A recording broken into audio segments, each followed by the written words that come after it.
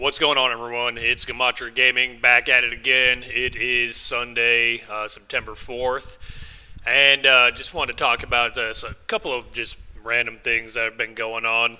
Um, just musings, I guess, things that are going on from the just the world right now, right? Kind of see what the times that we are living in are. The first thing that I wanted to talk about that I thought was kind of interesting is having to do with the Bed Bath and Beyond CFO. So they just actually broke this story like this morning that this guy Gustavo Arnal, who was 52 years old, reportedly fell from the 18th floor of a 57-story skyscraper known as the Jenga Tower on Friday afternoon. He had served the retailer's chief financial officer, or served as the retailer's chief financial officer since May of 2020, and had worked for Procter and Gamble for about 20 years. So his death comes days after he was recently named in an insider trading federal class action lawsuit. Bed Bath & Beyond announced last week that it would close around 150 stores and lay off about 20% of its corporate employees. So this guy fell out of the Jenga tower. That's kind of weird. And he supposedly jumped out of the 18th floor of the building, and it's in Tribeca. So let's take a look here and see like what's really going on. You know, if we can use some gematria to see, I guess, you know, how the numbers line up with this guy. So, Gustavo Arnal, right? And again, I mean these kind of things are not accidents. They're not coincidence. You know, this is a total, you know, hit job. But yeah, so let's take a look and see. So we've got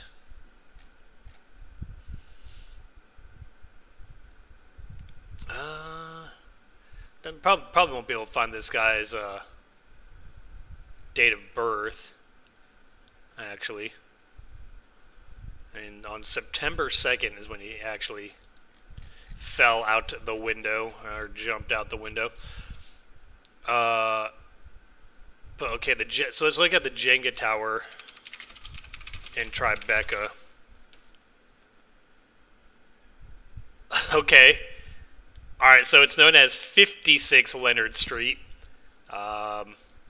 which, interesting. So the 18th floor of the 57-story skyscraper that's on 56 Leonard Street, 821-foot tall, 57-story skyscraper in this Tribeca neighborhood in Manhattan, New York City. Designed by the Swiss architecture firm Herzog and de Meuron, which describes the building as houses stacked in the sky. It is the tallest structure in Tribeca. Okay. That is definitely a weird little thing. But alright, so this guy was on the 18th floor of this and decided to jump out, supposedly. Well,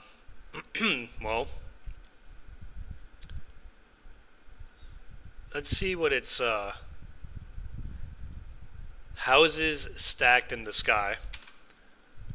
So, you know, using gematria, we can see if there's something else going on here with this Tribeca Jenga Tower. Let's actually see Jenga Tower. Jenga Tower's got 53. How old was this guy? He was 52. Huh. So 52 years old. 46, 118, 152.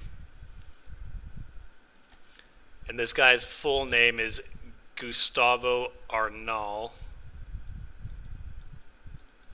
So let's see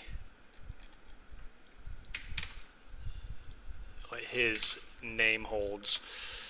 So 43, 74, 151. What day of the year was the second? Okay, so it was the day leaving 120 days left in the year, and the 245th day of the year. All right. And again, they're saying that he jumped out of this building. There's the 18th floor of a 57-story skyscraper. So let's see with some number properties. 57, 52, about 18. I'm sure 18. I know that 18's got some interesting gematria with it, because he jumped out of the 18th floor, and of course the word die is 18, right? Let's see.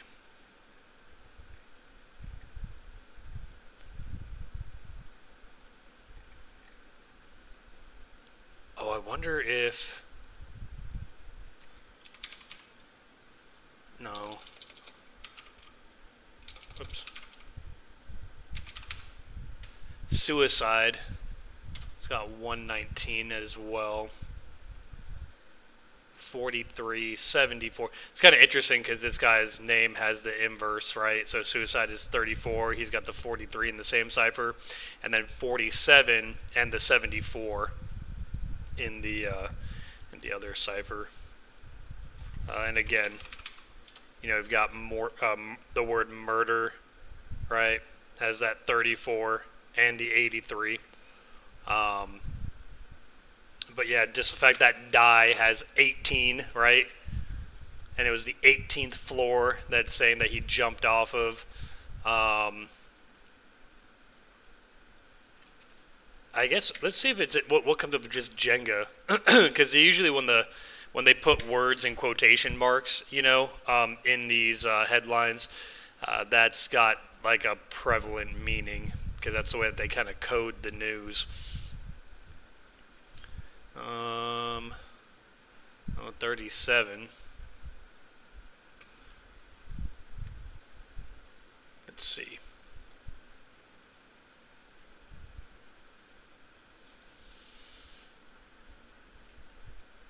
They were sued on August 23rd. They faced accusations of artificially inflating the company's stock price through a pump and dump scheme. Yeah. Well, it was on the second, and they just announced like today that it was that they found out that it was him, right? So today is there's 118 days in the year. That's 247th day.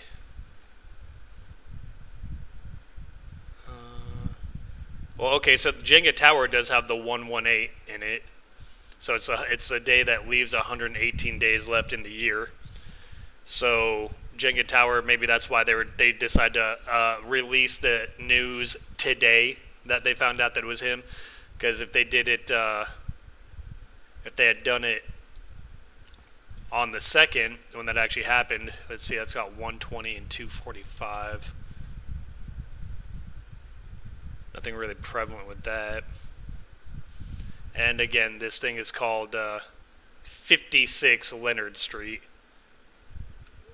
So let's see if that's even got a prevalent gematria. 167, 206, 89, 68,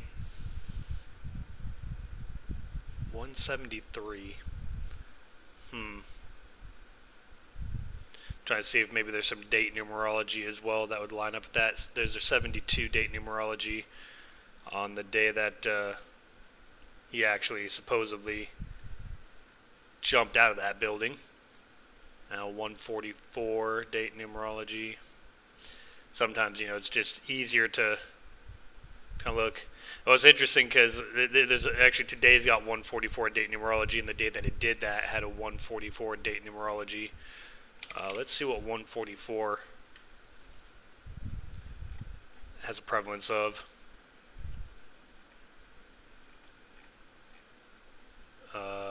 Probably shouldn't do it in full reduction because we're just going to get super big phrases. Let's see. Okay, yeah, Jesuit order is 144. So there's that. And this was in Manhattan. Let's see if there's anything with Manhattan. 92 and 151. 20, 29, 92, 52. And then we can say Manhattan, New York. Yeah, it's kind of like being a detective, I guess, right? When you're trying to find like where all the signs point with the gematria. Because you're just kind of like trying to piece together, like, okay, why did they wait 2 days to release the identity of this guy? Well, we saw why, because both the date numerologies of the 144 point to the Jesuit order.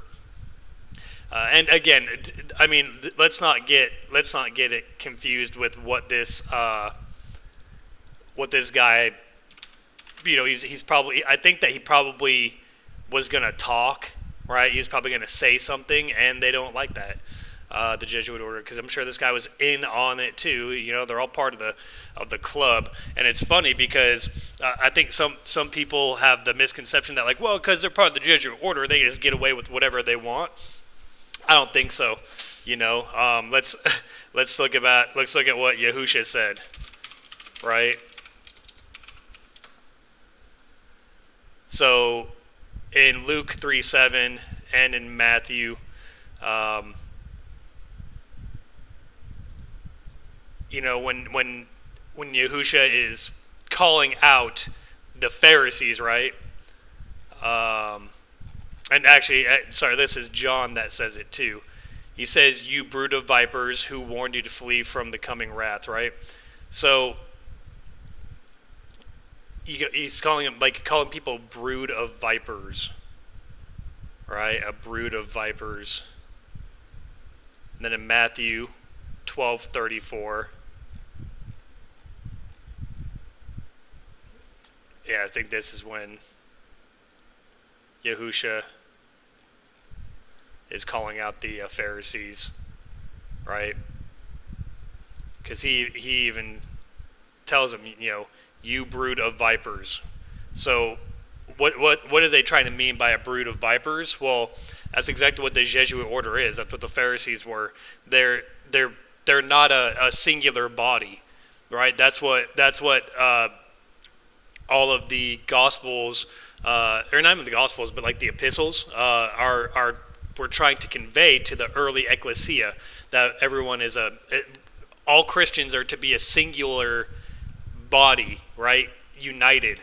If that's the way that the whole world worked, then we wouldn't have nearly as many problems as we're facing today. If we all just had, each other in mind. I'm not saying that you have to be best friends with everybody. Not saying that you have to, let people take advantage of you. Matter of fact, Christianity kind of declares that Christians kind of have discourse with other Christians and with non-Christians as well. Discourse is important. We need to check each other. We need to be like, no, that doesn't make sense to me, or here's why you're wrong. I mean, that's just part of life, right? We all learn different by going through these learning processes of not knowing, because you don't know what you don't know, but you get told what's up. But anyway, but a brood of vipers, it's like vipers, man. They're snakes. They eat each other. They strike at each other. They have no conscience for anything other than themselves, and they're venomous, right? So I think that it's a big misconception that people have, that just because somebody would be in the Jesuit order, or be like, a Freemason, even if they're a high-ranking Freemason, or in the Illuminati, right? or the Rosicrucian order, or whatever little sect of the Pharisee offshoot that you want to say that they would be part of, doesn't mean that they won't get killed. Because the high ups, like the actual high ups in the Jesuit order, it's probably only like a handful of people that really call all the shots. Everybody else is just below them, just doing what they're supposed to do. I'm sure that they all scheme together, right? Just like how vipers.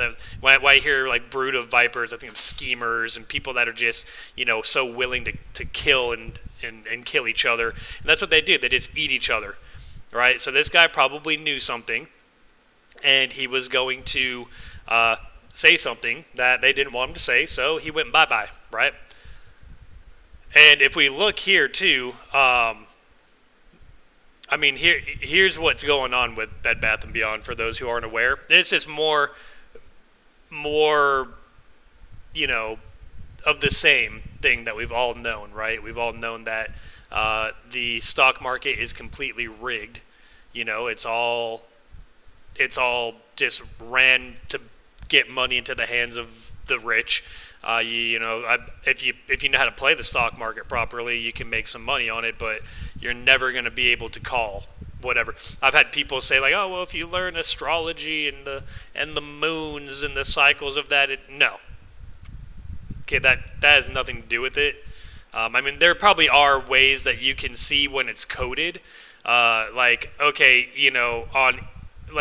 For Tesla, I've noticed that there was like a last year on, it was like the day, like 16 days before Elon Musk's birthday or whatever, the stock ran up, and Elon Musk like has some weird gematria with his name. It's like, if you look at it, it's actually kind of funny. I think it's, let's see here, I'll refresh this. So you've got Elon Musk, and I think it's like Moon Man or something, have like the same gematria, or the Moon Man.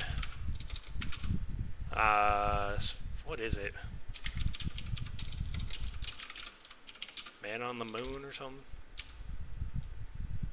What is it that Elon Musk has? Here, let's match it up and see. Because it's kind of like funny how they match up.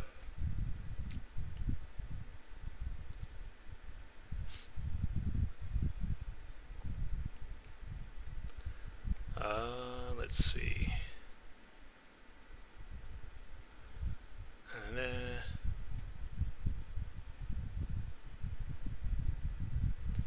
That's really cool about the gematria calculator. It'll actually match up things for you, so you can kind of see. Like when people put words in here, it stores the values and lets you kind of know, like, okay, this is what... Oh, you know what it is? I think it's his full name is what it is. Because his full name, I think, is like... Yeah, Elon Reeve Musk is what it is. Sorry, I think that's what it was. Yeah. Yeah, he's also got the 69 in there, like Jesuit order. But if you look at his full name, Elon Reeve Musk, it's got... let's see. Same gematria as Esau, which, if you know the Bible, that's not great. That's not super great.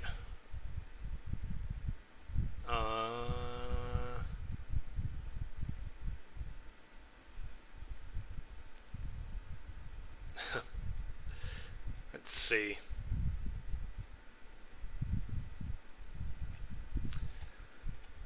Oh, where is this? It's like the Moon Man. Or it's like Man on the Moon or something.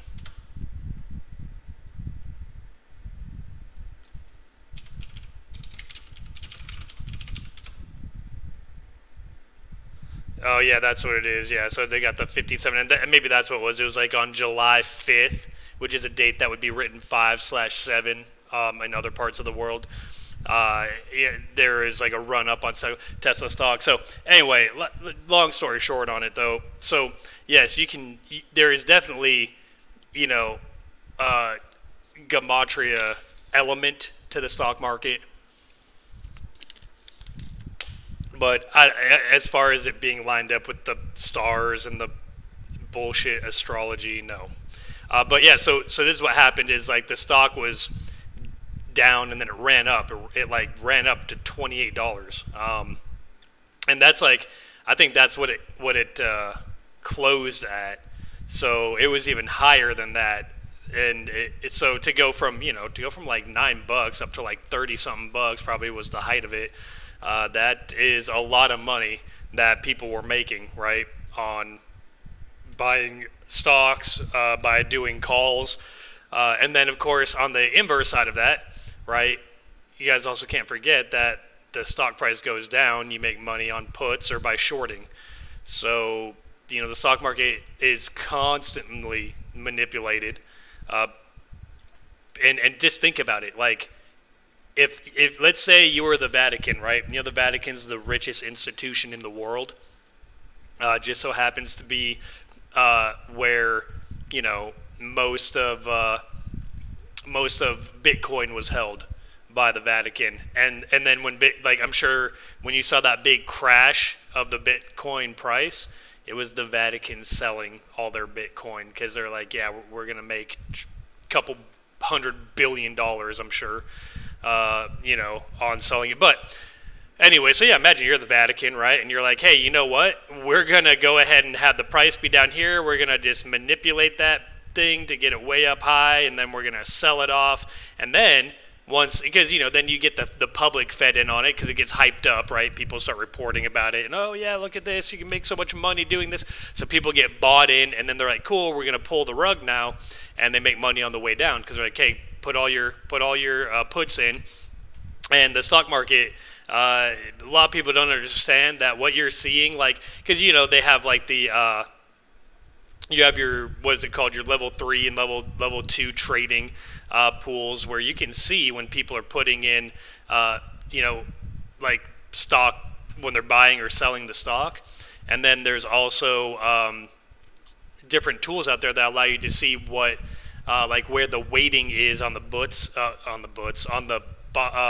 calls and the puts. Now, the other side of that, though, is what's called the dark pools. And the dark pools, that's where the actual trading of the stock market goes in. So you might have some, big time investment firms that will use the lit market, is what it's called, when you can like see all the stuff, like the buys and sells. But realistically, the dark pools are where you're going to see, like, that's where the actual trading goes on, the insider trading type of stuff, because they have sweeps and odd lots that they can use.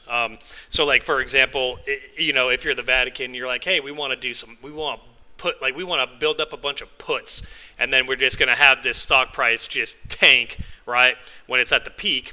But they don't want people catching on because people check that stuff. If you're actually into trading, you're going to be keeping an eye on it.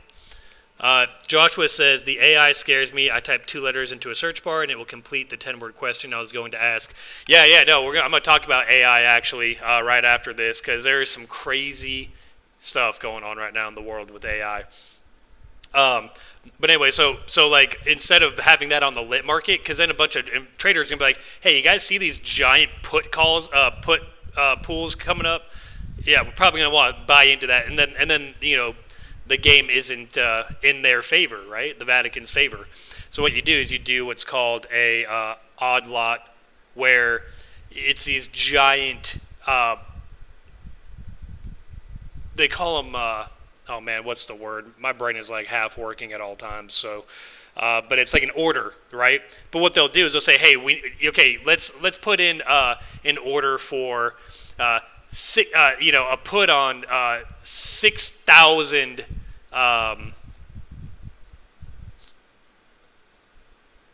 Not shares. Oh my God, it's been a while since I've traded. Obviously, I forget what the term is, but pretty much one of the units is worth 100 stock. So if you're like, hey, I'm going to buy one put, that one put is like pretty much you're betting on 100 stock.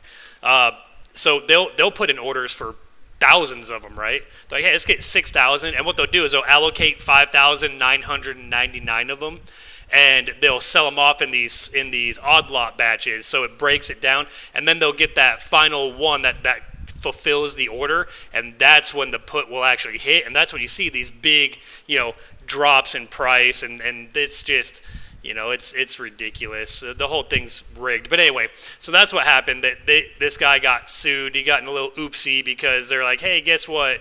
You probably had something to do with this run-up and then this giant sell-off.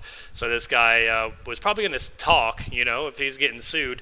Either that or, as it said in here, him and Ryan Cohen were sued, and Ryan Cohen is behind the GameStop thing too. So I'm sure you guys remember what happened with GameStop like 2 years ago. That's still a big thing where God only knows what's going to happen, because that's a bubble that's going to burst eventually.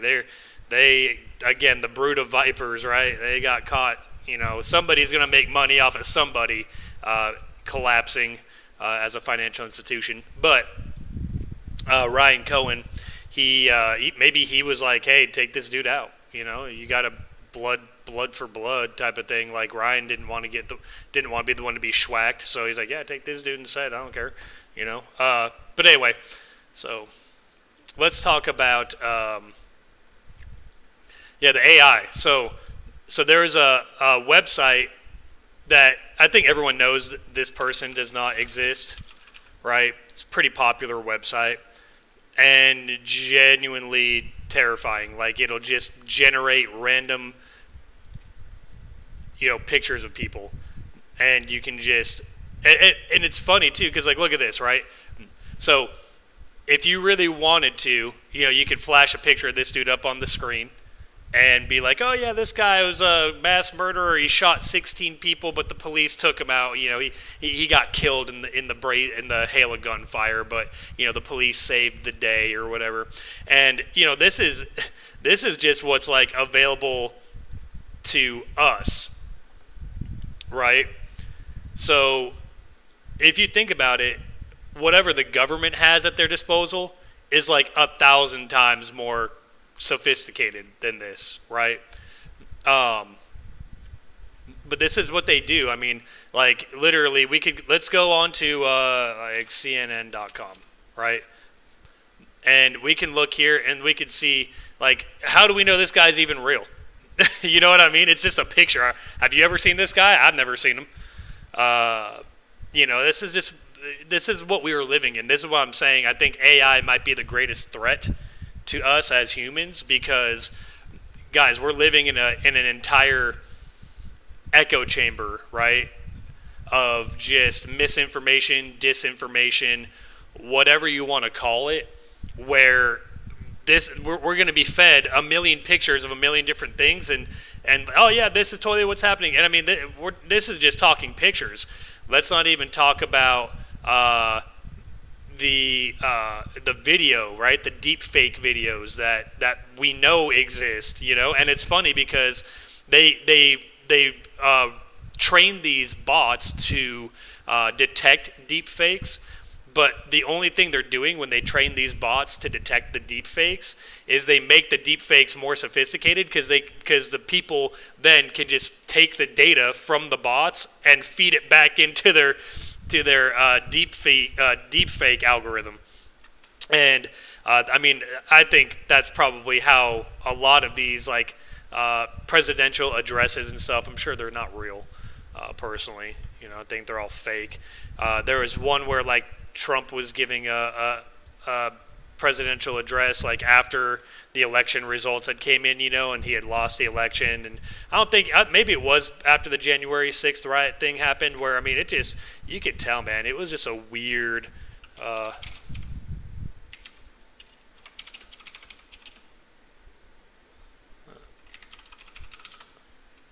like video.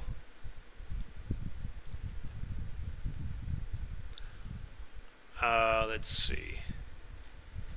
And I mean, that's not to say that these people aren't actually also out there doing rallies and stuff, because I mean, that's definitely, it'd be hard to fake that, I guess. But as far as for like just a lot of these like weird videos that come up, I mean, they're all probably deep fakes. Like, how do we know that anything that we see is real? I mean, like this, like, how do we know that this is even real? State the obvious. 1 year ago today, You know what I mean? in this sacred place, democracy. Like, I don't want to get copyright striked, but you know what I'm saying, though. Like, there's no telling that this is reality, and it's so easy to just get people worked up, get their emotions on high.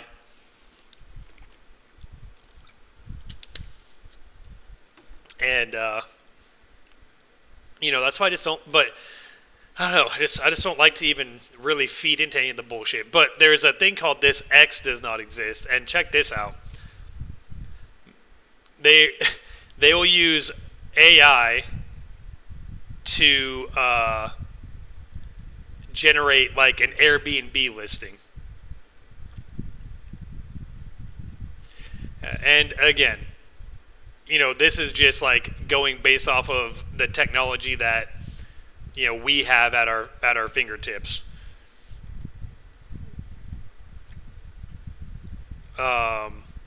Like this meme does not exist. Like what? Like AI generated meme. I don't know, man. It's definitely strange. This artwork does not exist, right? So AI generated artwork. There was like a news story. I think it was just a couple days ago. Actually, check this out.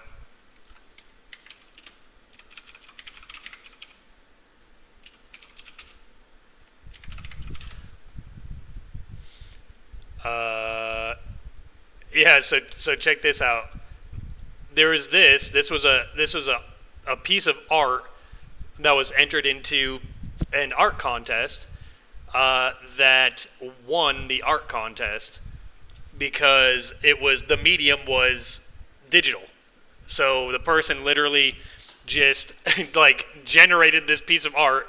They said that it's not like he even wrote the code or anything. Like didn't put any work into it. He just hit generate and said, okay, I'm gonna just use this one. You know what I mean? And this is what the AI generated artwork was, and it won an award, and people are really mad about it, which is understandable. So, and the artist says, "I'm not going to apologize for it. I won an award, and I didn't break any rules." From Pueblo, Colorado, the guy. So yeah, it was a Colorado art contest, but it's called Midjourney. Midjourney AI. All right, let's see what this is. Oh, okay, so yeah, you can join a beta, and again, I'm sure that there's a million different things that you could do. But actually, that's kind of weird, man. This background.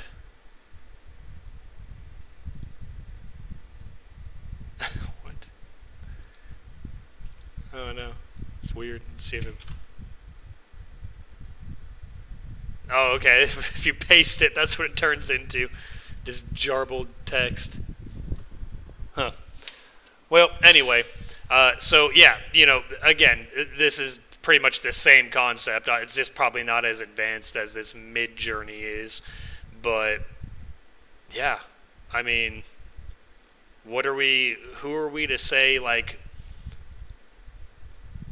oh yeah, like, oh perfect, oh my God, this is amazing right here. This city does not exist. So, I mean, again, how easy is it for Google to just use this kind of technology, which is probably also far more advanced than this, to just kind of like make shit up, right? And be like, yeah, see, totally, pictures from space, because this is like, I mean, you look at this and it's like, yeah, it looks like a city. I mean, That's probably what 90% of cities look like somewhere in the world. And yeah, I mean, it's just very interesting that AI is really the the thing that's probably going to bring us all into complete chaos. It's going to be like some kind of AI thing that's not even real. That's going to get everyone all up in arms. It could be it's whether it's going to be like a killing of somebody or something like that. That's hard to say, but I mean, we can't even. I don't even think that we can trust like when people die. Like you got these cell phone footage of like George Floyd getting kneeled on his neck and stuff. Well, how do we even know that guy died? How do we even know if there's anything going on there, right? I mean, that's a big thing in the community. We know his name equals 201. We know all the things surrounding the date that happened and the time that they said that they kneeled on his neck. It's all bullshit. It's all got gematria. So, I mean, like, I don't know. What do you guys think as far as for like AI? Do you think that that's kind of like what might actually bring about like a dystopian future, like people just hooked into the machine and just AI running everything and running every facet of people's lives and like even getting people like the Instagram influencers and stuff like that. Like, how do we know any of them are real, right? People watch it and they consume that information and they hope for like to be like that person, but like look at this, it's a resume that does not exist. So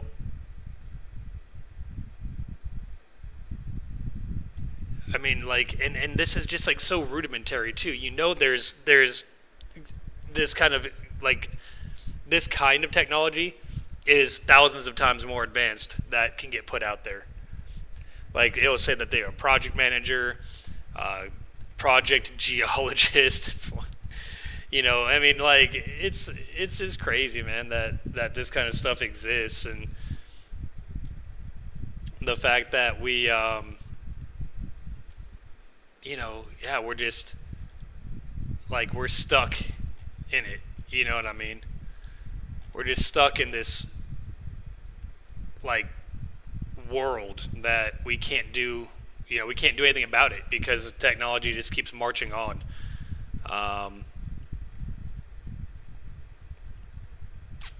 Even like this startup does not exist, so like you can see like in the clients, right? So yeah, you got AI generated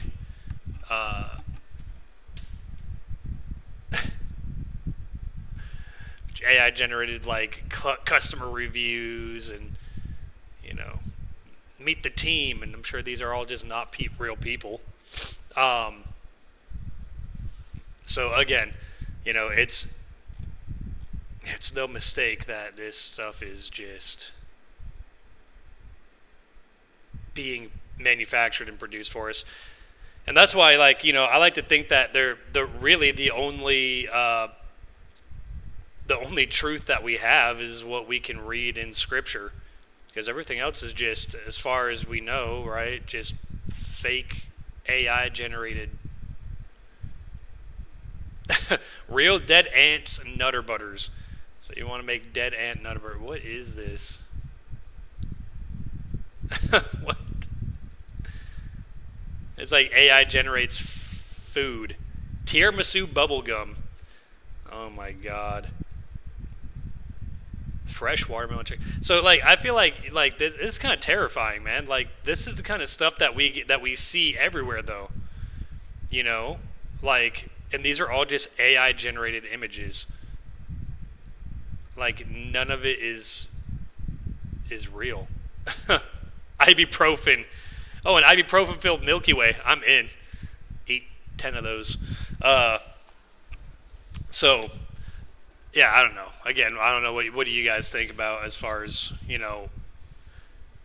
is it really like we're stuck in the Matrix, or are we only really stuck in there if we allow ourselves to be, I guess, if that makes any sense. Like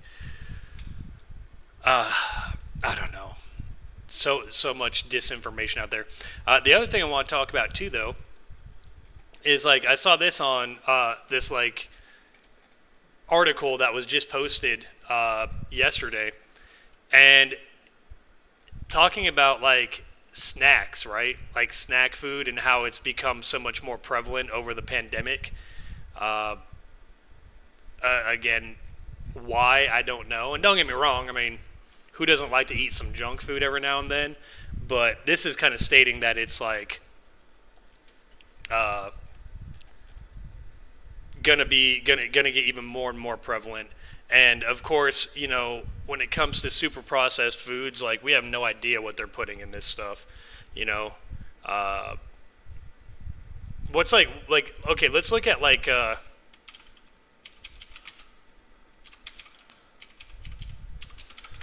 Doritos, right? I think Doritos is like a pretty popular chip brand, right? Uh, if we look at the ingredients, though, like let's look and see the actual ingredient list.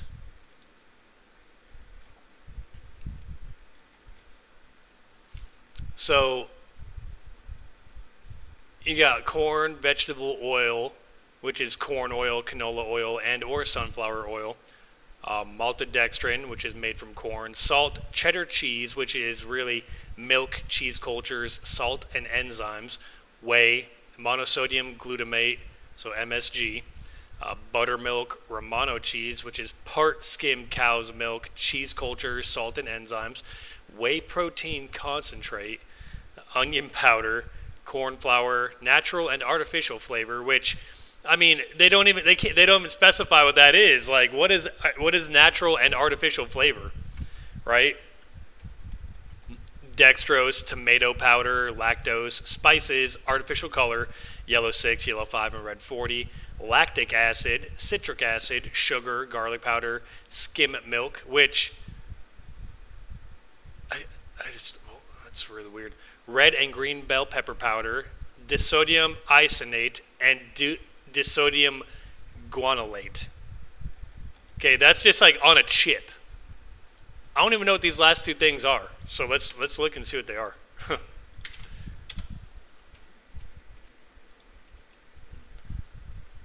uh, yeah, I have no idea, to be honest with you.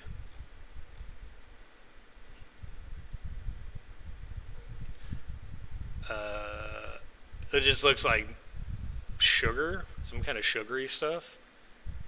I don't know.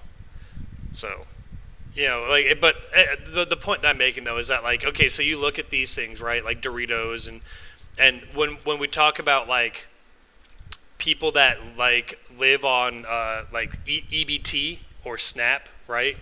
So like, what foods are covered by SNAP or by EBT, right? So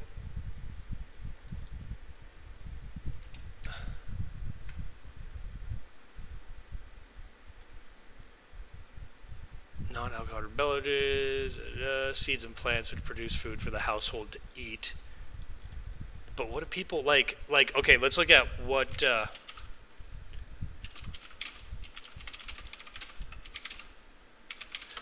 most people buy with EBT? So here's what people buy with food stamps. Um, so yeah, soft drinks, beef grinds, bagged snacks, cereal, frozen snacks, lunch meat, candy, frozen pizza. You know, so mainly stuff that's not great for you, right? And the reason why I say this is because, like, let's look at fast food restaurants. that accept EBT.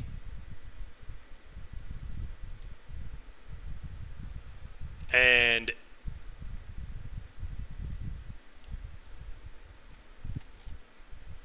oh my gosh.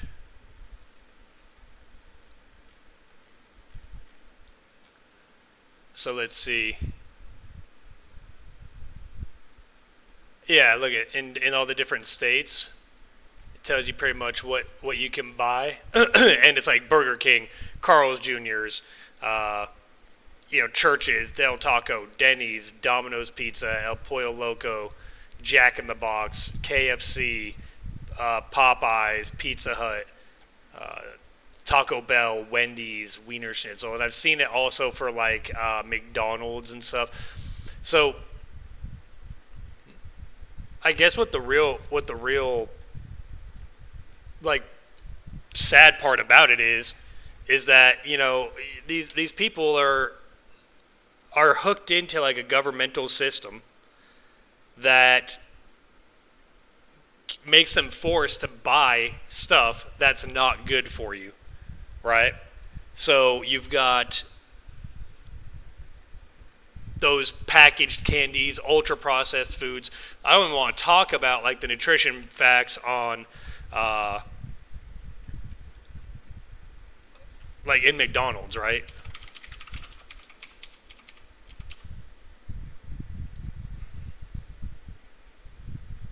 Like, I mean, they make this stuff available, but I mean, nobody bothers to look it up. So, like, let's look at this, right?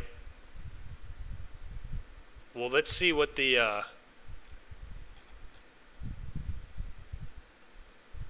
like 34 grams of fat, 16 grams of saturated fat, and again, they won't even.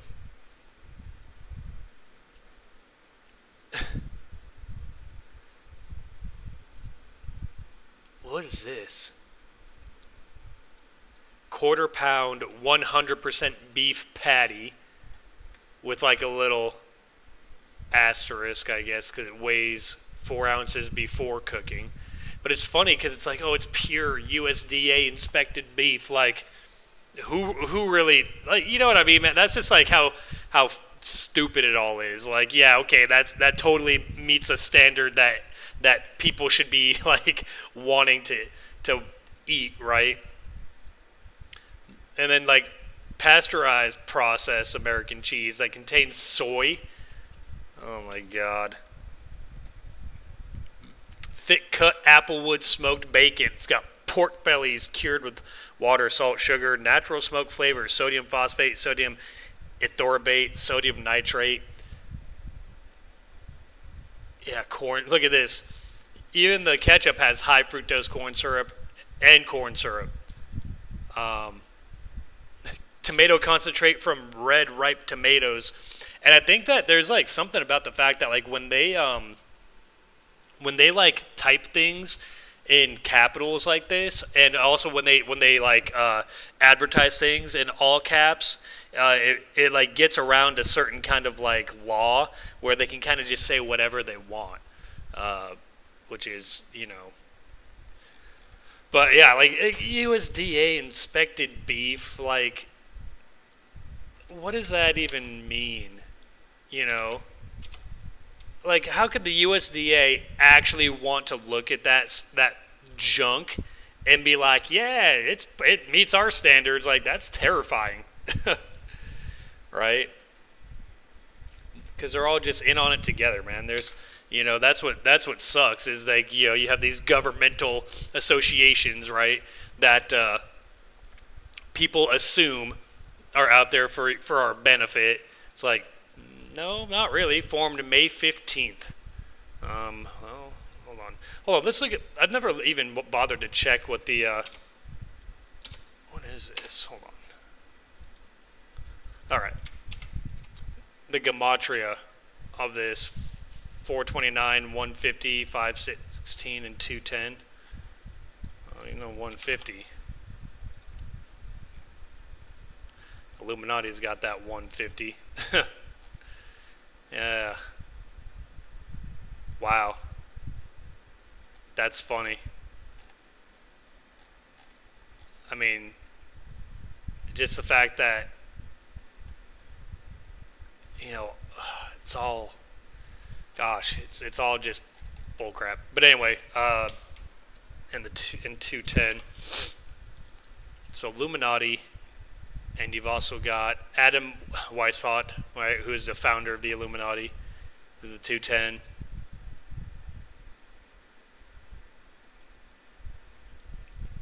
Yeah, so they'll actually like sit there and try and like convince the public that like, yeah, we're here for your benefit. We're inspecting the meat that goes into McDonald's when they're all part of the same thing. Like, you know what I mean?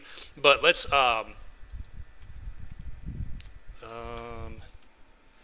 see.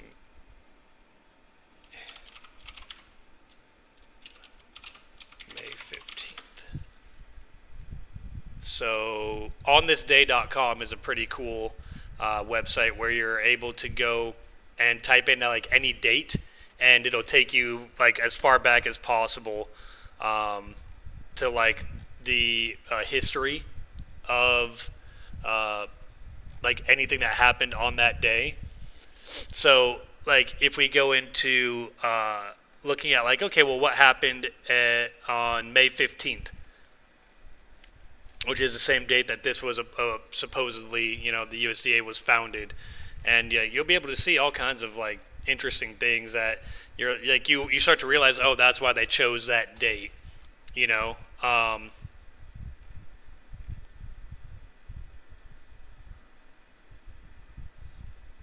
Like the first ever LGBT rights organization was founded on May 15th.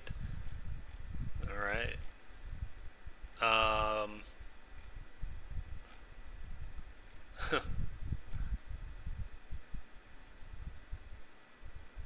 Let's see.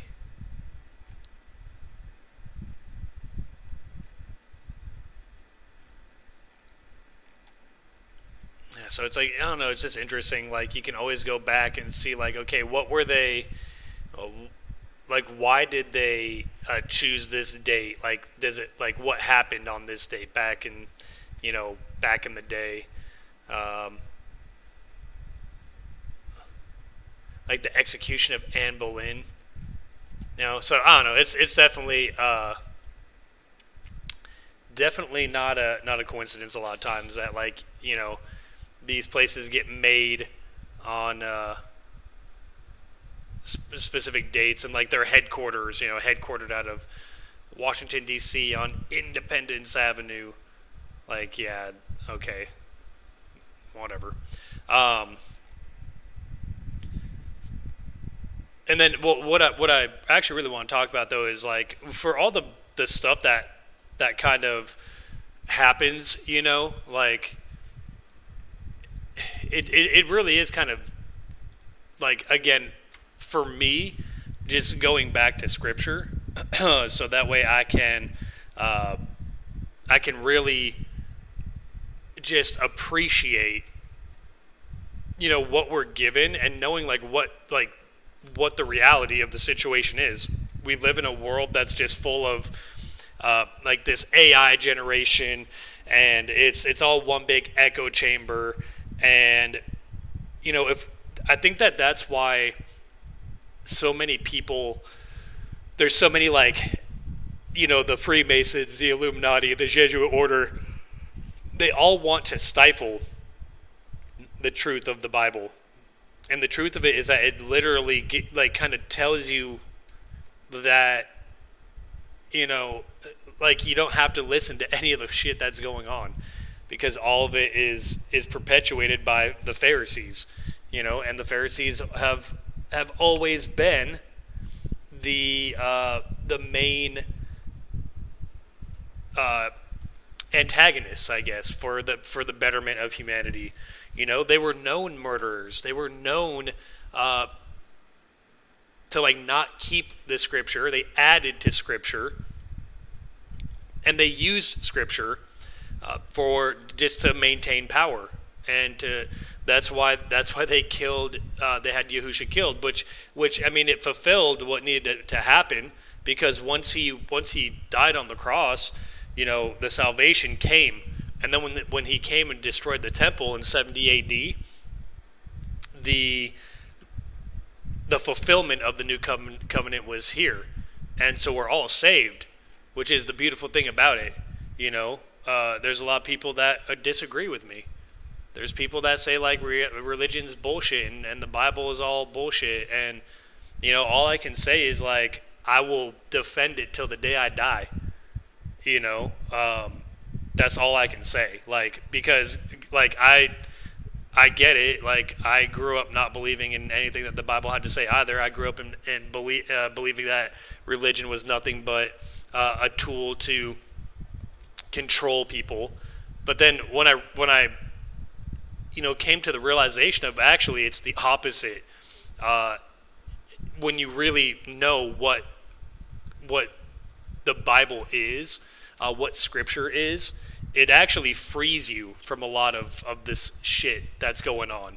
That's why it's so heavily polarized, is because they don't, like, the ultimate thing that, like, the Jesuit order wouldn't want to have happen would be to have us realize that they have no real power, right? Because that's all they can hold on to is the power that they have.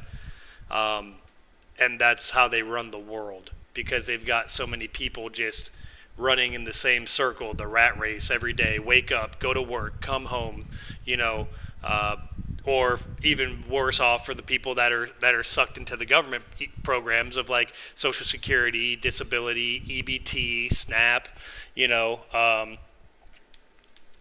For them, it's even worse because they just wake up and they just sit there and rot, right? And they just eat their money given, or eat their snacks and chips that they bought with their Biden bucks, and that's not what was ever made for us. That's not what it was ever intended for us. Now there are people that genuinely are, born disabled and born sickly, and we're supposed to help those people out. But the one thing I hate is when people will always say, well, if Jesus was actually a socialist, so he would have been, no, like, Yahusha would have been nothing. He would not have been political. As a matter of fact, he believed in doing works, right? And actually, interestingly enough, there's a verse that I will have to find about him saying, like,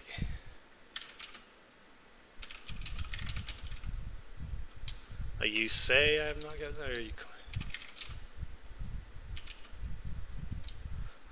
Let's say. And yeah.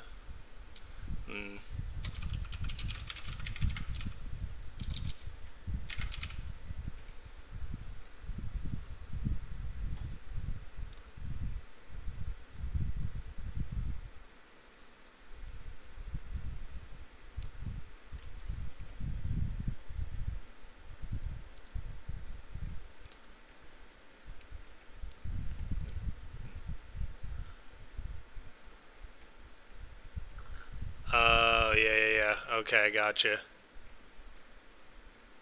Yeah, so actually, this is interesting. So this is when on the day of the Sabbath, you're not supposed to do any work, right?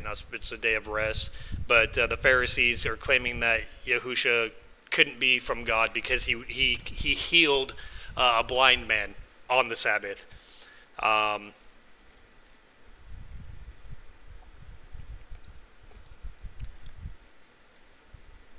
And, well, I guess at the end of the day, what I'm trying to say is that, like,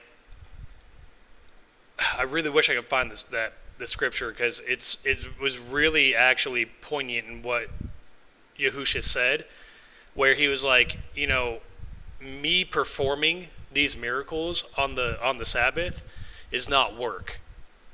It's not work. It's what I'm. It's what we're like. What I'm here to do. You know what I mean? It's not like a. It's like in his nature. So anyway, what I'm trying to get at with that is, we can't sit here and say that anybody would be, knowing that Jesus would be a socialist or whatever, because he healed the poor and he fed the poor and healed the sick and all this. Well, yeah, okay, like that's understandable. But that's what we're all supposed to do. We shouldn't have the government step in to do it for us. That's kind of like the scary part about it, is we should just do it ourselves. But even still,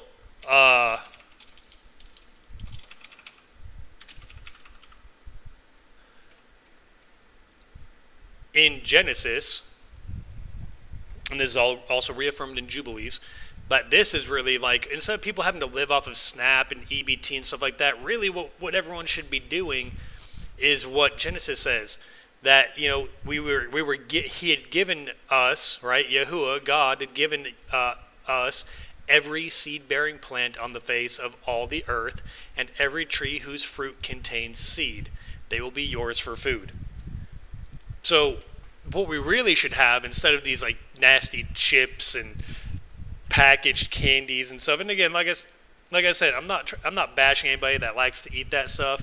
Like, I think everybody likes to snack. Like, that's just kind of like what it is. We're human. We like to have sweet stuff, but to be hooked into eating it every day and having it subsidized by our tax dollars, oh man. That's even the worst part about it, is how much money just gets thrown out into this stuff, and it's not helping anybody. The money could be much more. You know how much more cost efficient it would be if our tax dollars went to building like sustainable orchards and gardens where people could just go and pick fucking food that was grown naturally the way that it's supposed to be. Instead of going to McDonald's and having your 100% USDA certified, inspected fucking, they all just get paid to turn the other way and put your stamp on it kind of food. But instead, that's not how it is. And it's really upsetting, actually, because the earth, again, it would be a lot better place if we all learned that, it doesn't have to be this way. If we could just have plots of land, and so and it's actually interesting because in Genesis, right? So in this passage, this is pretty much like what.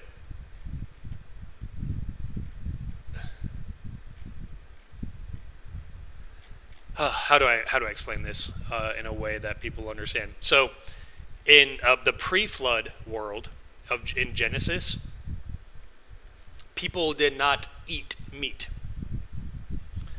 They didn't eat animals. As a matter of fact, according to Jubilees, you want to see something really trippy.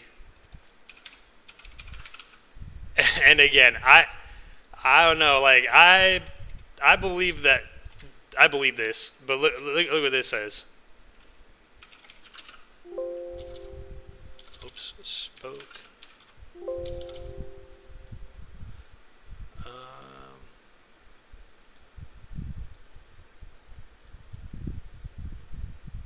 Yeah, so check this out.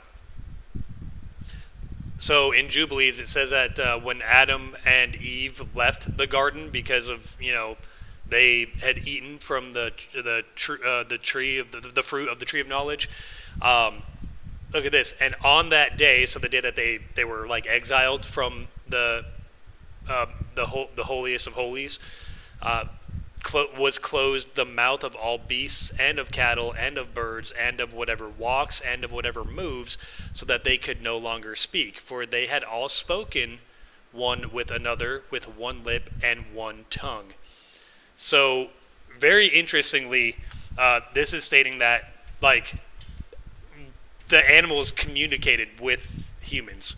and humans communicated with the animals, and it was in Hebrew, actually.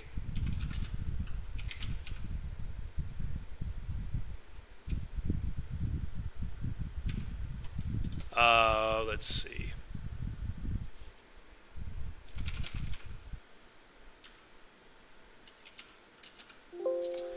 Of creation.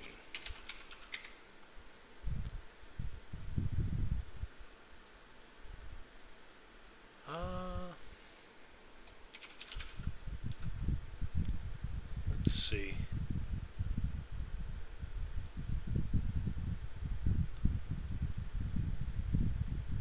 Talking about the tongue. That was about the sea. Let me see. I've got my hard copy here of Jubilees where I've actually highlighted that it says.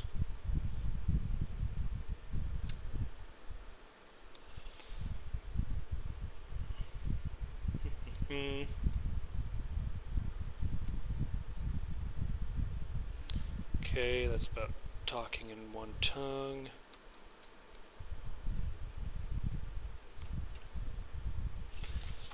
Sorry, I'm just going to find it real quick because it's actually pretty interesting.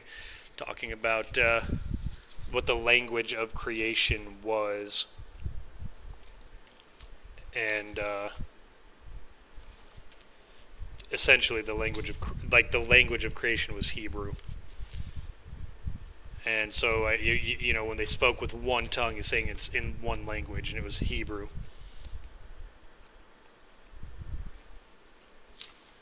Let's see.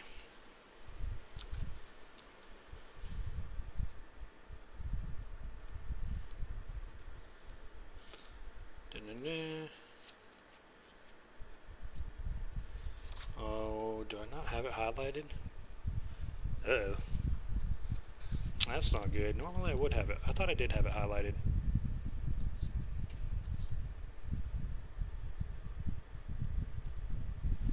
I don't know. But, yeah, essentially that's what it says, is that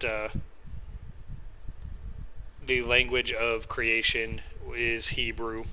And so, yeah, they did not eat any animals, though. So, because what it says is, you know, be fruitful and multiply, which, again, that's a commandment, right? And fill the earth and subdue it. Rule over the fish of the sea and the birds of the air and every creature that crawls upon the earth. So you can rule over them, right? Which, you know, to have dominion over them, you know. But then he says that what he had given them to eat. So I have given you every seed-bearing plant on the face of all the earth, and every tree whose fruit contains seed. They will be yours for food. Never said he gave the animals for food. And to every beast of the earth, and every bird of the air, and every creature that crawls upon the earth, everything that has the breath of life in it, I have given every green plant for food. And it was so. So it's really kind of interesting.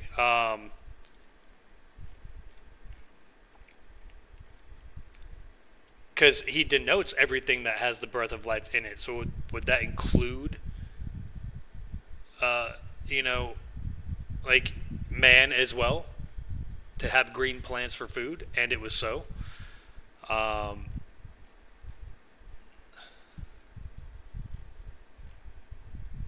And that was on the 6th day, and then you had your 7th day, the Sabbath.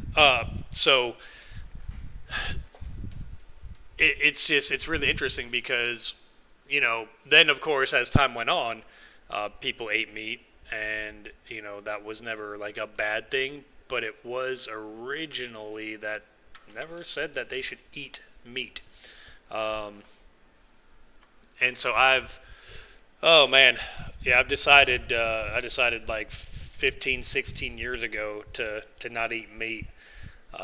But just recently I've changed my outlook on that. I'm going to just eat what I hunt. So that's going to be different.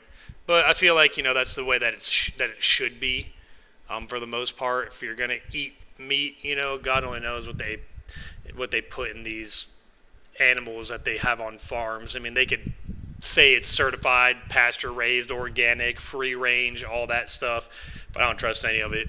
So, I'd rather just go out there and shoot it myself and eat it. But again, going back to the diminutive thought about it is if instead of these people having to eat this EBT food stamp garbage, that's pretty much just sodium formed into food nugget shape. If we were, what if our tax dollars went towards actually helping these people? Again, imagine if people knew how to grow their own food and knew how to hunt and knew how to fish, and that was just like freely available to them instead of it having to be this whole thing of just sit in your house and eat your Dorito chips and your Big Macs and drink this soda, and that's just not how it was ever supposed to be. And that's why I abstained originally from eating meat for so long, because I just knew this isn't how it's supposed to be. You're not supposed to go into a fast food restaurant and order a burger. I'm not hating on anybody's own choices. Plenty of people go and get food from places, and it's fine, right? I go out to eat. I just don't happen to eat meat, but I'm still going in somewhere and somebody's making me food, right? But I guess it just comes down to I knew that the mass production of the food and the way that it's prepared, as far as meat goes, just wasn't what we were ever really meant to do. I don't think we were ever supposed to just take it as a mass produced thing, personally. So that's why. But I've decided, what, I enjoy hunting, I enjoy fishing, so I'm gonna go ahead and personally, just go hunting. Whatever I bag, I'll just eat that if I'm gonna eat meat. But yeah, so as far as what we can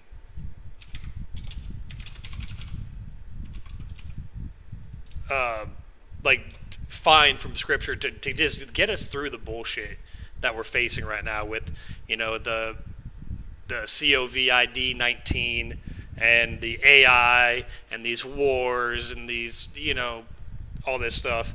I think we can all kind of appreciate John 8:32.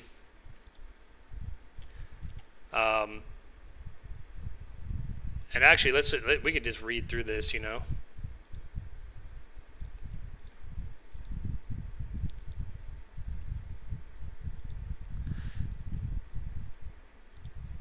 I think it might be a good way to just close out the stream and kind of get a little bit of perspective on stuff.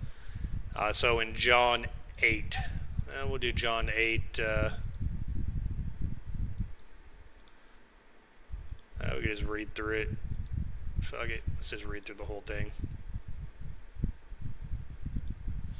Alright, so Yahushua went to the Mount of Olives.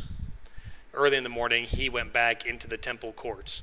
All the people came to him, and he sat down to teach them. The scribes and the Pharisees, however, brought to him a woman caught in adultery. They made her stand before them and said, "Teacher, this woman was caught in the act of adultery. In the law, Moses commanded us to stone such a woman. So what do you say?" They said this to test him in order to have a basis for accusing him. But Yahushua bent down and began to write on the ground with his finger. When they continued to question him, he straightened up and said to them, "Let him who is without sin among you be the first to cast a stone at her." Right, which I'm sure that's a really popular phrase that we've all heard, right? Let he without sin cast the first stone. And again, he bent down and wrote on the ground. When they heard this, and by their conscience being convicted they began to go away one by one, beginning with the older ones, until only Yahushua was left with the woman standing there. Then Yahushua also no one saw, but the woman straightened up and asked her. So that's interesting, right? Then Yahusha also no one saw. So he disappeared from everyone but the woman. And he straightened up and asked her, "Woman, where are your accusers? Has no one condemned you?" "No one, Lord," she answered. "Neither do I condemn you," Yahusha declared. "Now go and sin no more." Once again, Yahusha spoke to the people and said, "I am the light of the world. Whoever follows me will never walk in the darkness, but will have the light of life." So the Pharisees said to him, "You are testifying about yourself. Your testimony is not valid." Right? And that is, so, because they're using the law, right, that there must be two witnesses, right? So they're saying, well, you're testifying about yourself, but your testimony is not valid because there needs to be two witnesses. But Yahusha replied, "Even if I testify about myself, my testimony is valid because I know where I came from and where I am going. But you do not know where I came from or where I'm going." Because what he's saying is, my second witness is Yahuwah. My second witness is God. "You judge according to the flesh. I judge no one. But even if I do judge, my judgment is true because I am not alone when I judge. I am with the Father who sent me. Even in your own law, it is written that the testimony of two men is valid." See, so he got him in a little trick, right? They were trying to be like, "Oh, no, it's not valid because you need two men." And it's also kind of interesting because he says, "in your own law." So pertaining to them, interesting. Didn't say the law of Moses or anything. He said, "in your law." "I am one who testifies about myself, and the Father who sent me also testifies about me." "Where is your Father?" they asked him. "You do not know me or my Father," Yahusha replied. "If you knew me, you would know my Father as well." So this is really strong because he's telling the Pharisees and the Sadducees, he's like, "You do not know me, right? And so therefore you do not know my Father." They claim to be these higher ups in the temple, but they weren't. That's what we're seeing today, guys. Nothing changes. Ecclesiastes, nothing under the sun, nothing is new, right? It's the same thing we're seeing today. People will claim that they are, these great people and they're out to help us and this and that, but they don't know God. They don't know righteousness. They don't know what's right. They just do what's wrong.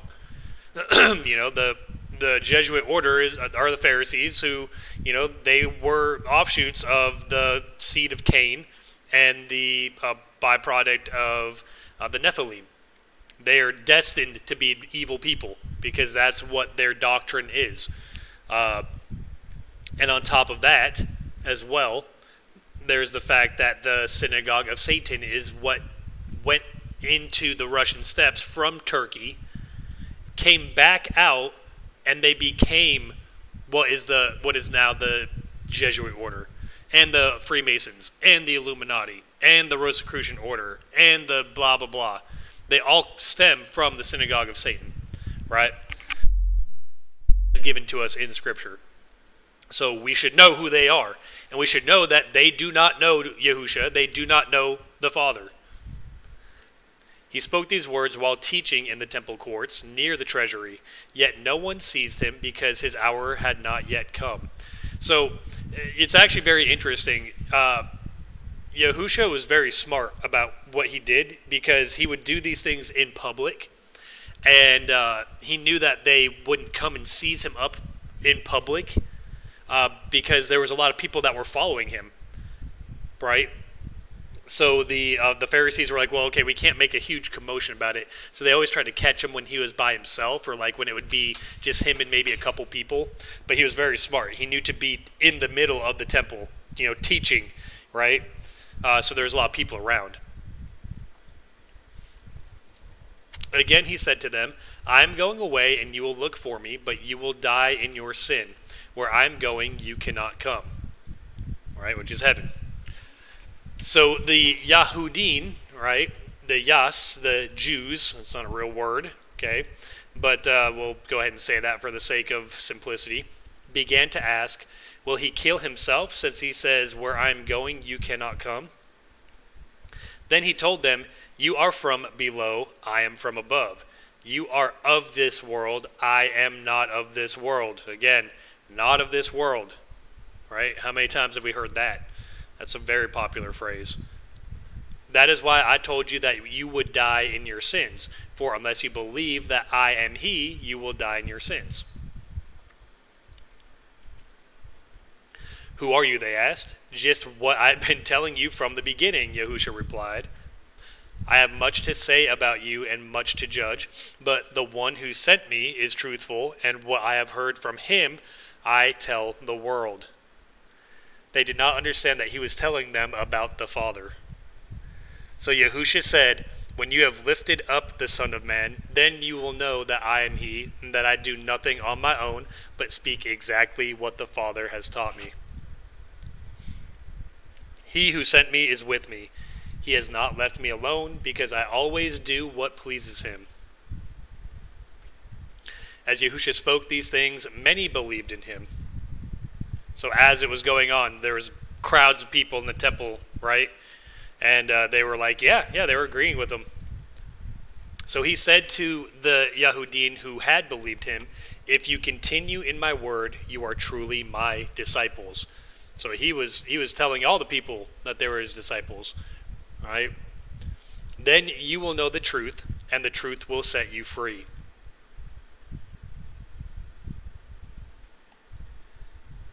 We are Abraham's descendants, they answered. We have never been slaves to anyone. How can you say we will be set free? Yahusha replied, truly, truly, so amen, amen, I tell you, everyone who sins is a slave to sin. A slave is not a permanent member of the family, but a son belongs to it forever. So if the Son sets you free, you will be free indeed. I know you are Abraham's descendants, but you are trying to kill me because my word has no place within you.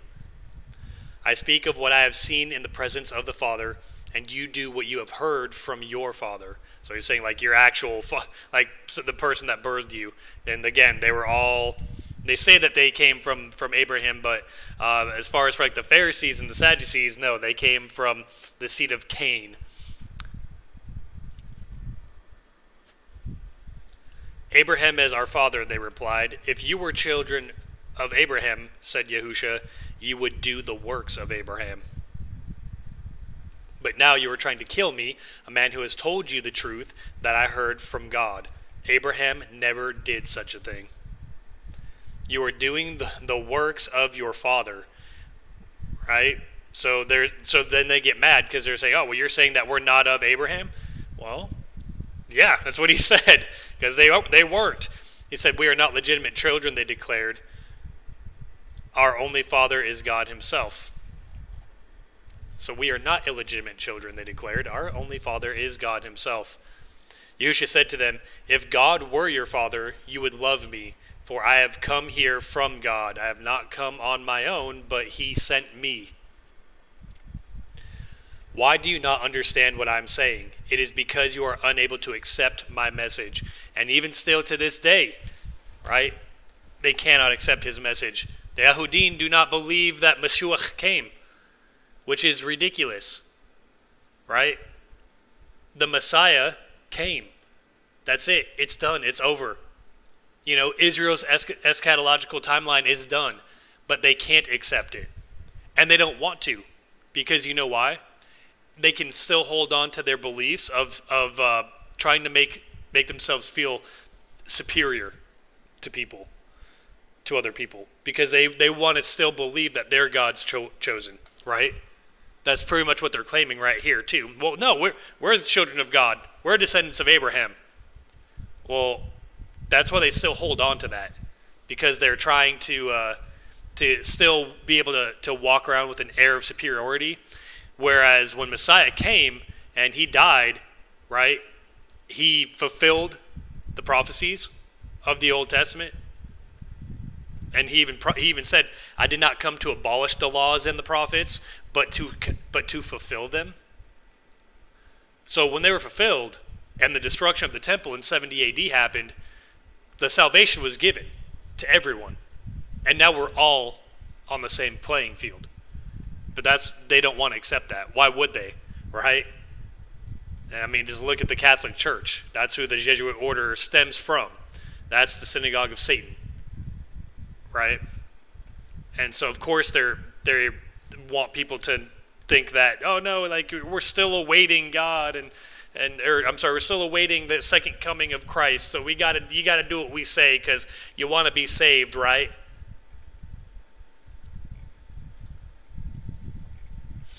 So you belong to your father, the devil, and you want to carry out his desires. He was a murderer from the beginning, refusing to uphold the truth because there is no truth in him. When he lies, he speaks his native language, right? Because he is a liar and the father of lies. Wow. Well, how do we know that that's real? Well, let's look, right? Again, in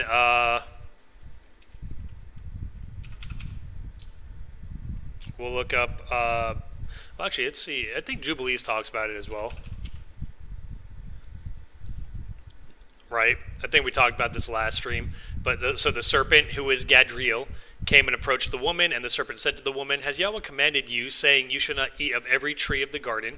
And she said to it, of all the fruit of the trees of the garden, Yahweh has said to us, eat, but of the fruit of the tree which is in the midst of the garden, Yahweh has said to us, you shall not eat thereof, neither shall you touch it, lest you die. And the serpent said to the woman, you shall not surely die, for Yahuwah does know that on the day that you should eat thereof, your eyes will be opened, and you will be as gods, and you will know good and evil. So he's speaking in his native tongue. He's lying to her. He's using, double speak. That's what he does. That's what Gadriel does.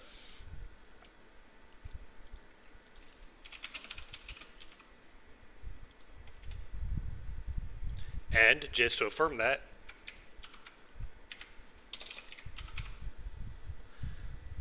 again, this is talking about Gadriel, right?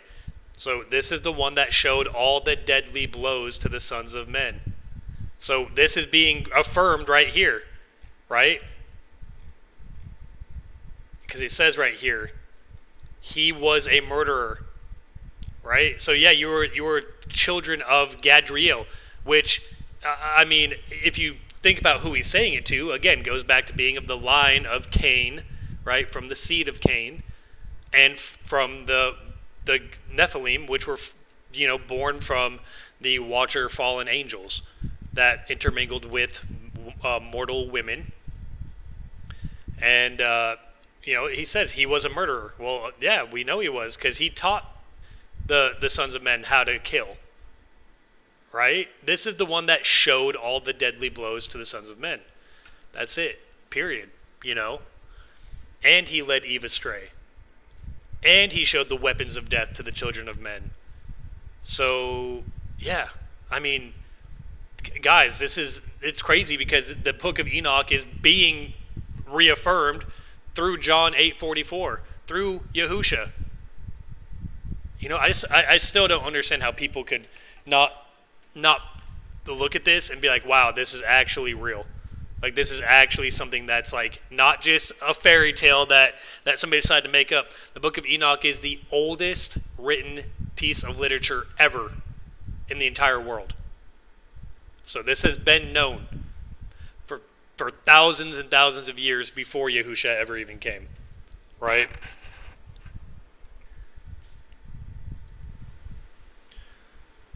Oh, man. And here's the thing, too, actually, about something that I want. Well, I'll touch on this later, but let's keep reading. So yeah, he's the father of lies. But because I speak the truth, you do not believe me. Which of you can prove me guilty of sin? If I speak the truth, why do you not believe me? Whoever belongs to God hears the words of God. The reason you do not hear is that you do not belong to God. The Yahudim, or the Yas, the Jews, answered him, are we not right to say that you are a Samaritan and you have a demon?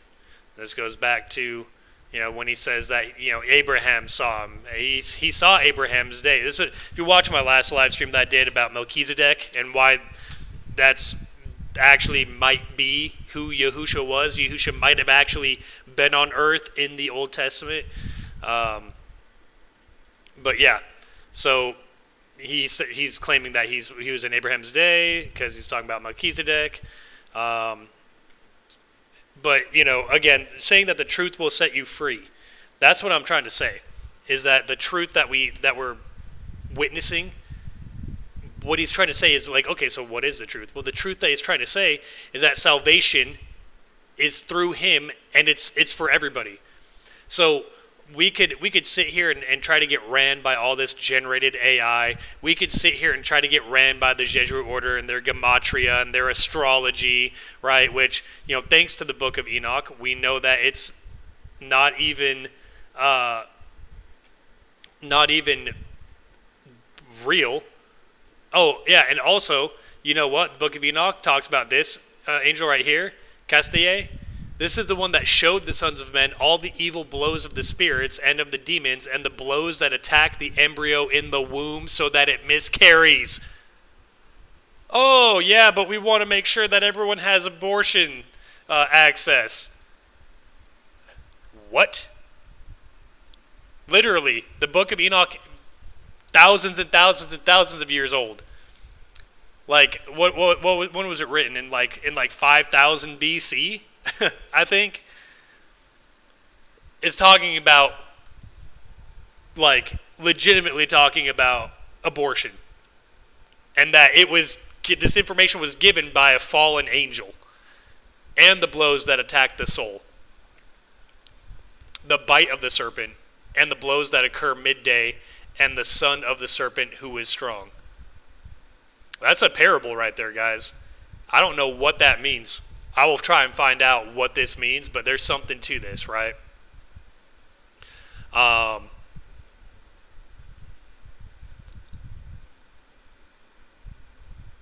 let's talk about. There's a lot to talk about with this. I'm not gonna go too much in depth with this oath that they're talking about here, but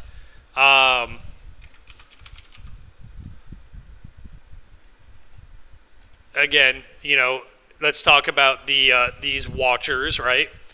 And it says, Azazel taught men to make swords and daggers and shields and breastplates. So Gadriel gave them the information on how to kill, and Azazel gave them the information on how to make the weapons of war.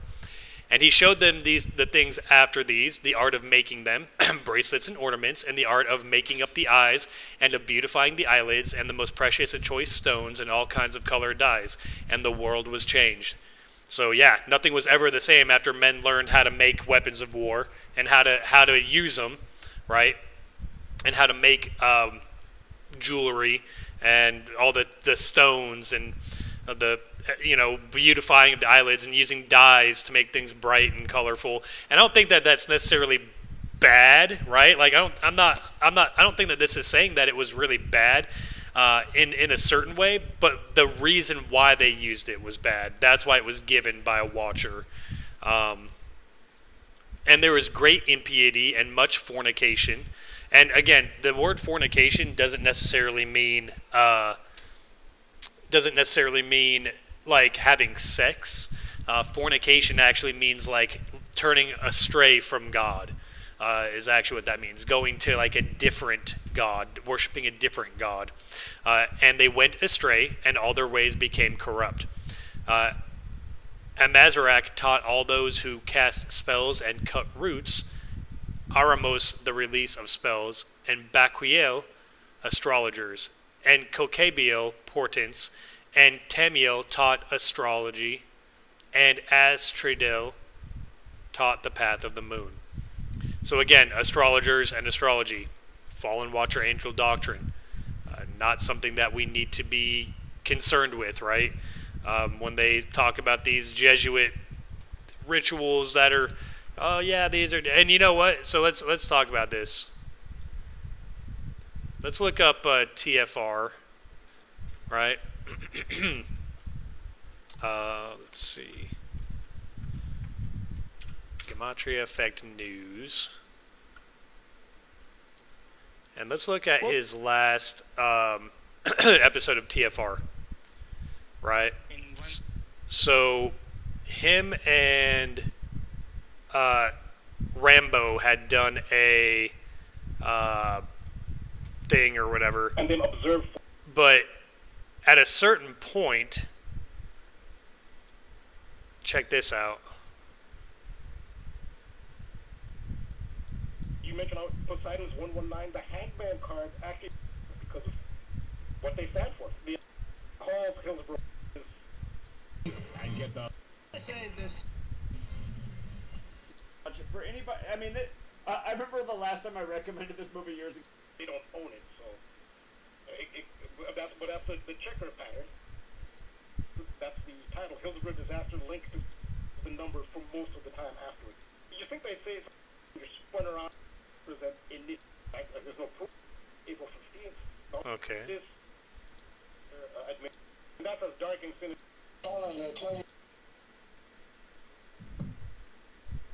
121st day of the year. No, I did not hear that. So yeah, so that's another conspiracy. Paul McCartney. Let's see. Hold on, I'm trying to find it. All right, Rambo. Brilliant as always. I really appreciate you setting the record tonight. Thank you. Oh, where was well, it? I said it because you let me have it. So thanks for. The word is, do you believe in a? Oh yeah, here we go. Watch this. So let's listen here. Rambo, before we...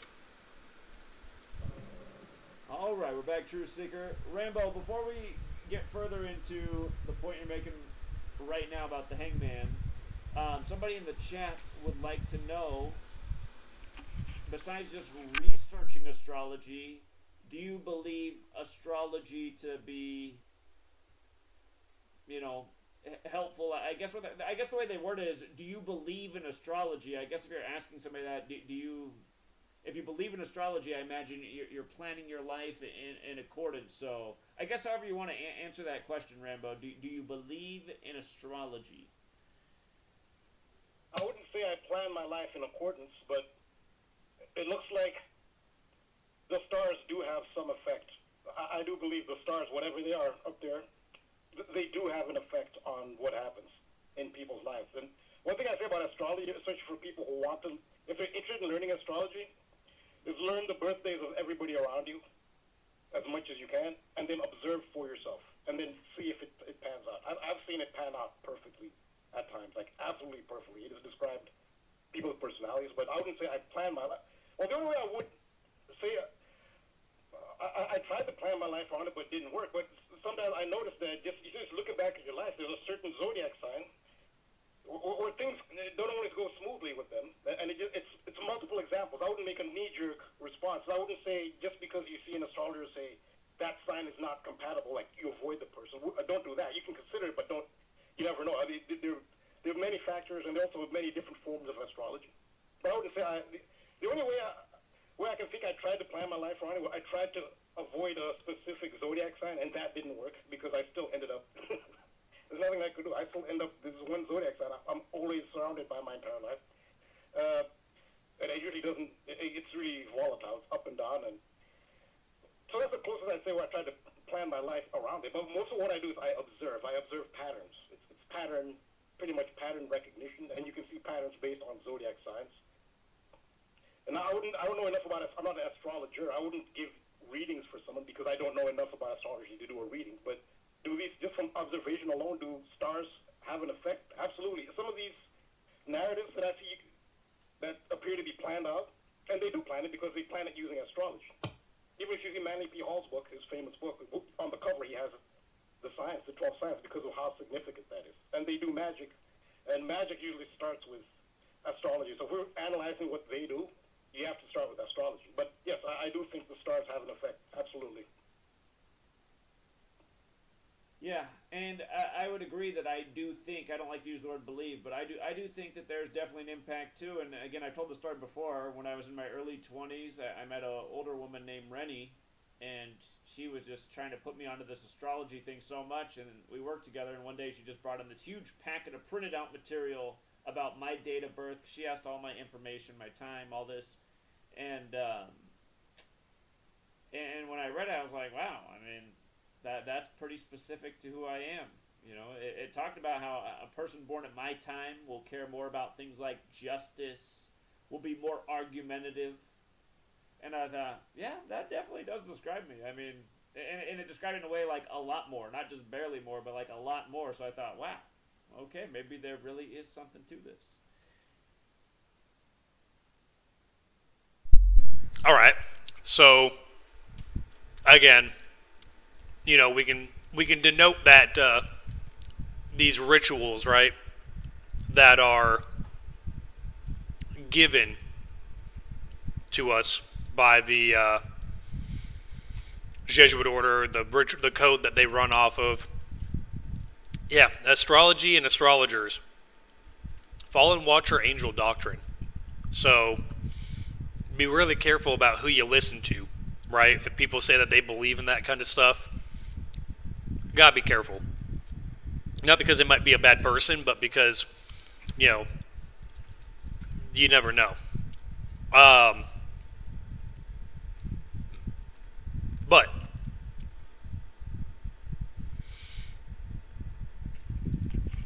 so just kind of, I don't know. I guess just to kind of like keep a wrap up on everything. Unless you guys have any questions for me about that. I know we got like a couple people watching, so I don't know if you want to type in the chat if there's anything that you guys want to talk about in particular. Maybe if you have any other questions about different verses. I think Discerning King was in here a couple weeks ago or like last month or whatever when I did the one stream, and we had pretty good discussion about some questions that he had about like some verses. But there was another thing too, actually. So there's this other guy that I just found out about like yesterday, and this guy's name is Baldon Lai,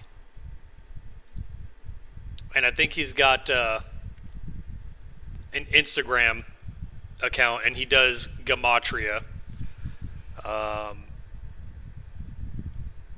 So I just found out about this guy yesterday, and I was like, okay, yeah, like that's fine, But one thing that I do think is weird, though, that as I don't understand what his name means, Baldon Lai,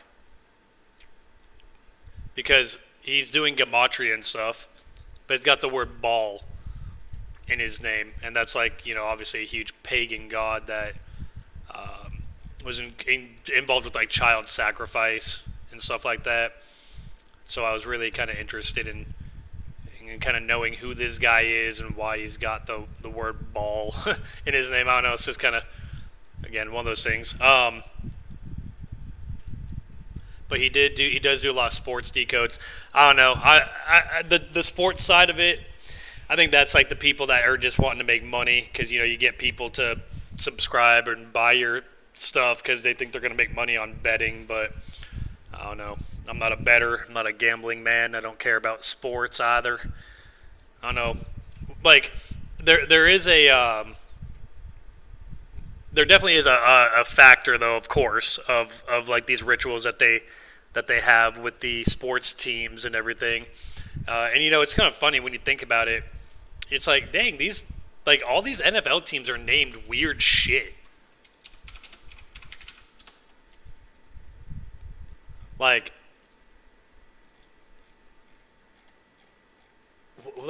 do they have a list of all the teams? They do. Yeah. And it's funny too, because like, just how it's set up. Anyway, the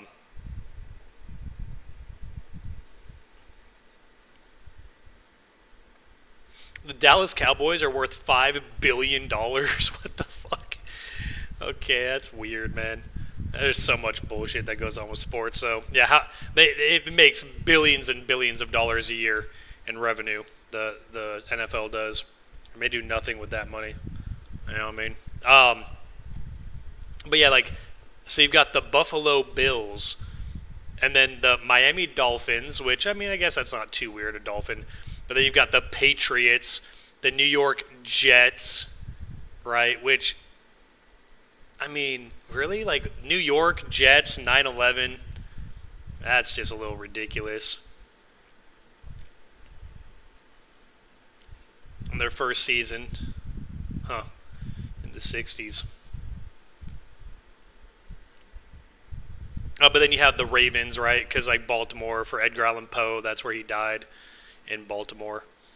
Then you've got the Bengals, which is weird. The Browns, and the Steelers, the Texans, Colts, Jaguars, then the Titans, which you know that's going right after the Roman, you know, pantheon.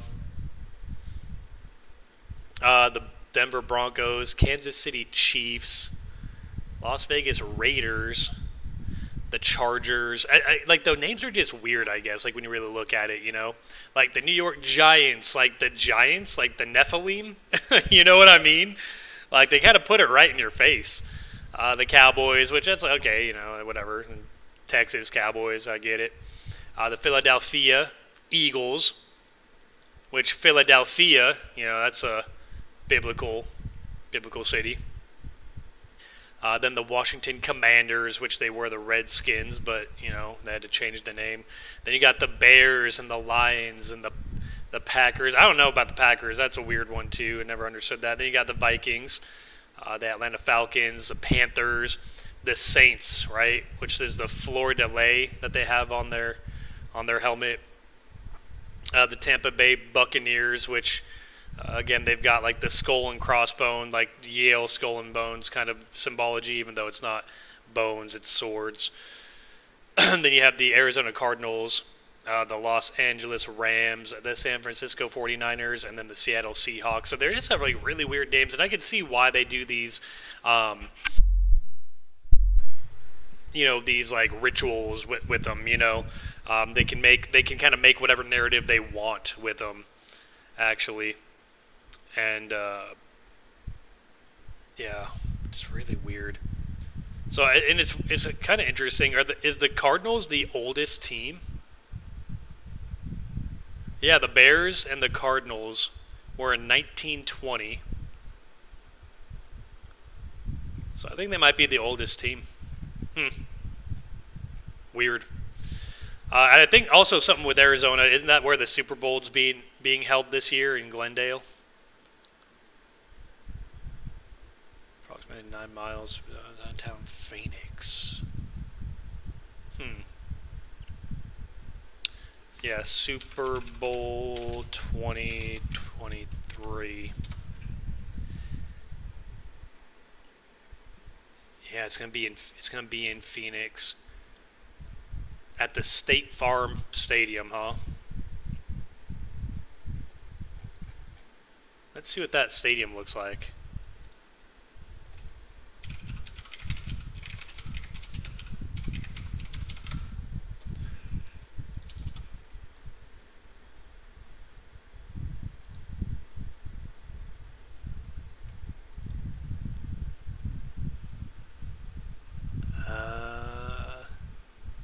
I don't know. You know, sometimes you can just tell like there might be something kind of funky going on, like based on how these stadiums are like shaped or whatever.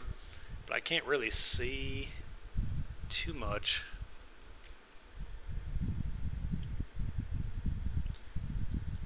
See, they got photos of it.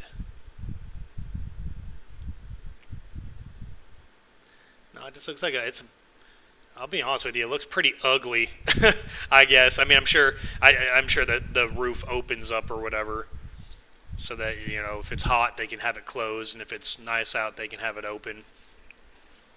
But it just, I don't know. It doesn't look like anything really like.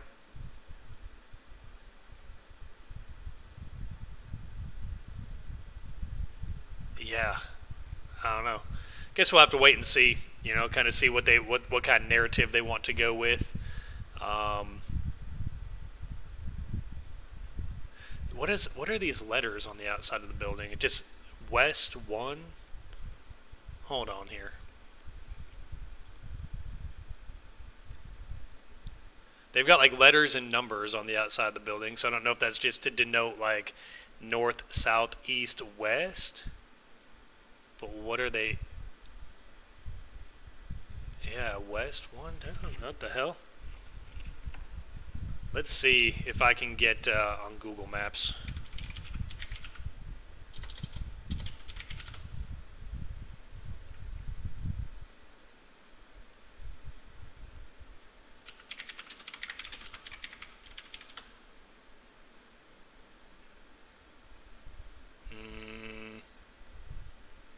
Okay. Can I do the little dude so I can like look? Okay, yeah, we can look at it. We can do a street view of it. Okay, so this is 1, has a giant 1 right there.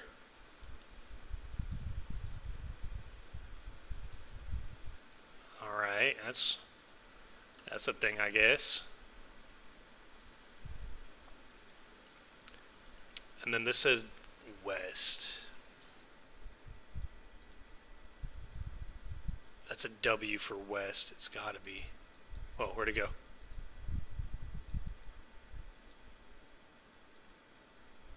Oh, you can't really see it because it's hidden by the trees. But I'd imagine because it is facing like due west. So that's west. So that's got to be north. Yeah, so it's weird though. So it's got like a compass. It's got like the Aren't those called the cardinal directions? Wait, hold on.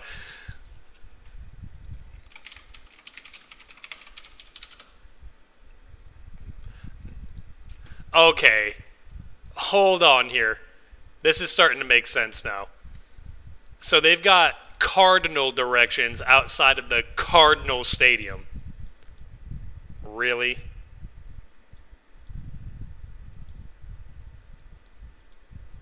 That is so funny. Damn, they really do just fuck with you, don't they? Nah, you can't really get like a good view of it. Let's see if Google Earth has a better view.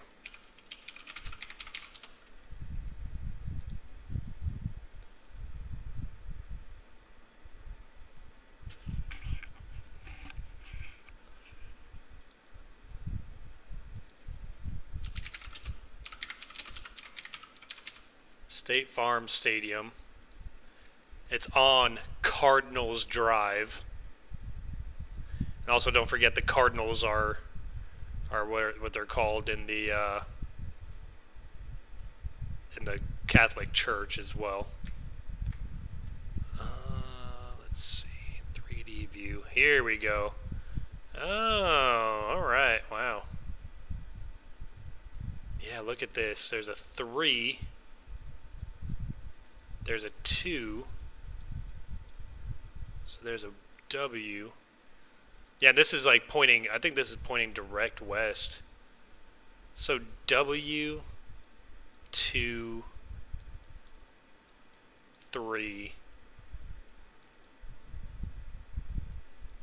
That's fucking freaky. 1.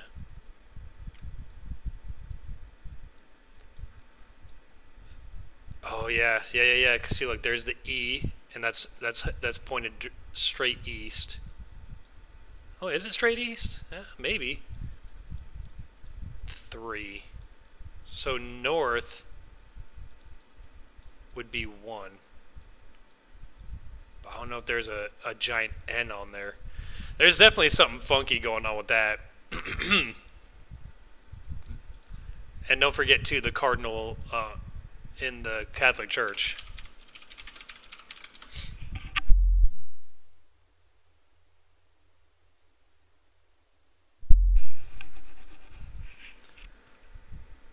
Cardinal of the Holy Roman Church is a senior member of the clergy of the Catholic Church. Cardinals are created by the Pope and typically hold the title for life. Collectively, they constitute the College of Cardinals. Their most solemn responsibility is to elect a new Pope and a conclave, which is a gathering of the elect Bishop of Rome, also known as the Pope. Catholics consider the Pope to be the apostolic successor of St. Peter. Okay. With a feast when the Holy See is vacant. During the period between a pope's death or resignation and the election of his successor, the day-to-day governance of the Holy See is in the hands of the College of Cardinals. The right to participate in a conclave is limited to cardinals who have not reached the age of 80 years by the day the vacancy occurs. In addition, cardinals collectively participate in papal consistories, which generally take place annually. Okay, so as far as all that is concerned, look at that. They're trying to say that's Yahusha giving the key. Oh my God, that's funny. Giving the keys to Peter. These people are funny, man. They definitely don't know Scripture, but whatever. They run the world, so we're stuck here with them. But yeah, so the Cardinals, and this stadium is where the Cardinals play, and it's got the cardinal directions on it. It's, man, okay, well, 1, 2, 3, right? I don't know. That's weird, man. They have these numbers outside of there, but yeah, okay. So they've got like another smaller, or like another field actually outside of that too. Huh. Well, I guess we'll see. You know, the Super Bowl is going to be here in Glendale. And again, I think it was kind of funny that this place was called what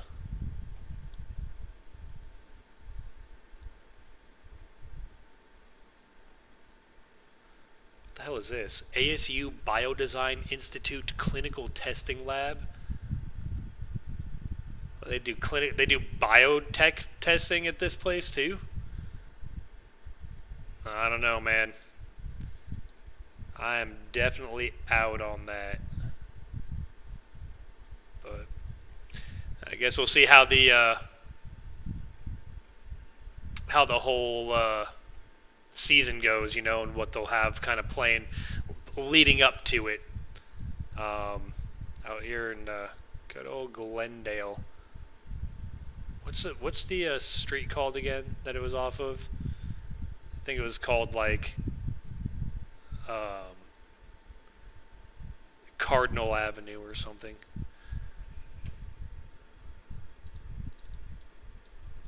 Yeah, it's called Cardinals Drive. That's weird. Well, yeah, other than that, I guess if you guys don't have anything else, we can wrap up the stream. But, you know, just had a couple of thoughts that I wanted to talk about and why, you know, I think as time goes on, we're going to see more and more stuff coming out, guys. It's going to be spiritual warfare, you know. They're going to be trying to get us all discombobulated and everything. But, all right, cool. Well, until next time, take it easy, guys.